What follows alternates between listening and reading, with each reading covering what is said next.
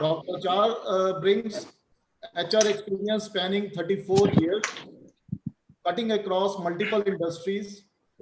He is currently the president resource at HDFC Ergo.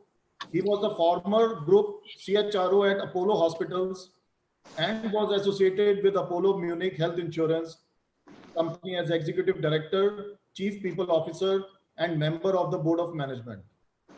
Dr. Sriharsh, I think you will agree that this is an exceptional movement for HR leaders. Exceptional in the challenges it presents, in its complexity, in its ambiguity, and its opportunity. Human resource leaders are being tested as never before in this crisis. It is truly their moment to shine. If you remember in 2008, most of the crisis was handled by the CFOs. The financial heads were leading the crisis and Right. crisis. Now is truly the moment of CHROs to shine, as they are providing an invaluable service to their companies and communities in this difficult time. And I would request you to please share your valuable insights. Over to you, Dr. Sriyash. Right. Thank you. Thank you. Thank you, Gaurav. And thanks to all the panelists. Wonderful information that's coming. A lot to ruminate upon and take corrective actions as we go forward. Yes, indeed, it's an unprecedented and unimaginable moment. So the mantra, in my view, over the next few quarters will be reboot, reinvent, and restart. So we have all found better ways of doing things. So let's be sure things will be different at home, at work, and in between. I'm also keenly observing the response of the younger generations to this crisis. I think somebody mentioned it on the webinar as of now. And while their headline feelings are caution, anxiety, and fear, these generations are the ones who will display flexibility, agility, and resilience and transform the future of work. Yes, you're right, Gaurav, when you said HR heads are at the forefront in this context today, because everything is related to work, workforce, and workplace. So remote working and digitalization is here to stay. The shackles have been broken. So very staunch supporters of you have to work in office have overnight changed their mind, saying everything can happen from home, which is a very welcome sign. Habit change is here to stay. Repeated cycles or the volatile dance or what I call Corona Tandav or its next avatars are here to stay. So from an HR perspective, there are a number of takeaways, and I have divided it into 4 quarters: the short, medium, long, and very long term. So it's 3 months, 6 months, 9 months, 12 months.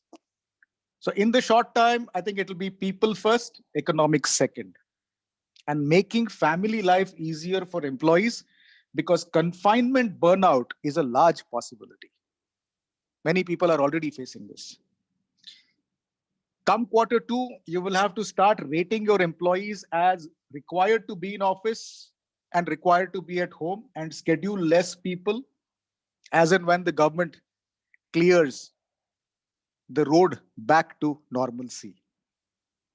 Q2 will also make us revise our real estate policies, our business strategy, our business model, and somebody also said on the webinar, the BCP policy going forward, because these black swan events may continue into the future as well. Q2 will also bring in a lot of focus on mental health, personal finance, stress, and social isolation. They have become urgent from important over the last 4 weeks. Employee assistance plans will garner greater momentum.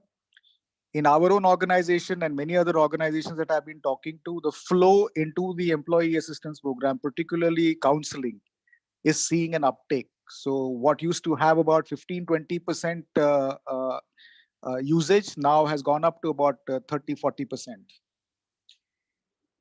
Q3 will see a relaxation in few rules, both at the regulatory level, at the government level, and obviously at the organizational level as well.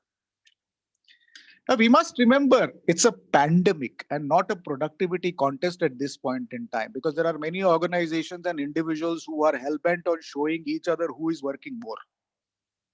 So it's time to reflect and reimagine and not get creatively compromised. In the rush to get business back on track, business will come back on track. But we've got to be ready like a goalkeeper or a wicket keeper, because you really don't know which way the future is headed, to the right or to the left. So it's better to have a central tendency at this point in time so that you are able to flex on both sides like a wicket keeper or a goalkeeper. Having said that, there is a need to decentralize authority and decision making by Q4 and prioritize productivity, as that drives profits and profits drive employment. But technology needs to be hosted for this. And I think it will take a few months for the IT heads to kind of put their heads together and see how this new normal can still be workable. Well, the elephant in the room will be job losses. Nobody is talking about it in the open. The sooner it comes out, the better it is for all. As you said, Gaurav, the crisis of 2008-9 was CFO-led. The crisis of today is being led by CHROs and CEOs on three fronts: work front, workforce front, and workplace front. A life after COVID is not just changing people. It's changing how we work and altering the priorities of organizations, both big and small. It'll all come down to how we will implement all that we are talking about and thinking about. And as the old adage goes, it's all about execution will still hold good. So in my view, the solutions at the end of the day will be a mix of sweet, bitter, salty, and spicy. To conclude, let's not count days. Let's make the days count and use this time to focus energies on reimagining the future, both at home, office, and in the social side of it. Finally, I would like to end by saying we are in the same storm, but we are on different boats. So approaches and solutions will vary by organization, by sector, by domain. Thank you so much. Back to you. Thanks, Dr. Shersha. It is always a pleasure to listen to you. And I think you have actually broken down everything quarter-wise. So it is very meaningful for our friends, our leaders who are on this chat and people who are on the YouTube live streaming. They can actually go back and implement these key takeaways. So thanks for that. And I think this was really, and I'm just reading from the chat where Indrani is saying it is brilliant, Dr. Sri Harsha, and a lot of very positive comments. So I think thanks as always. Thank you.